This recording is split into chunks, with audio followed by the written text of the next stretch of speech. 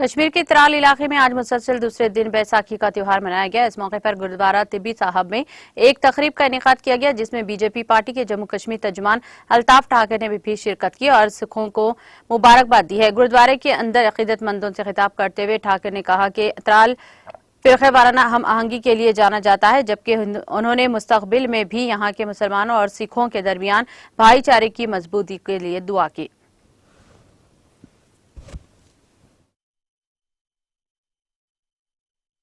तमाम सिख बरादरी, जम्मू कश्मीर की सिख बरादरी और खासकर त्राल की सिख बरादरी को दिल की उम्मीद गहराई से और पार्टी की तरफ से बैसाखी की शुभ मौके पे उनको दिल की उम्मीद गहराई से मुबारकबाद देता हूँ।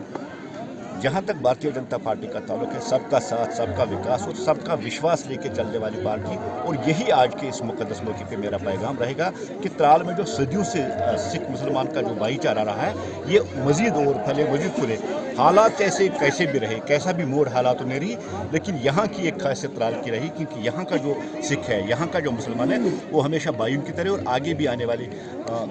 जो सदियाँ हैं वहाँ तक ये भाईचारा, यही आज यहाँ दुआ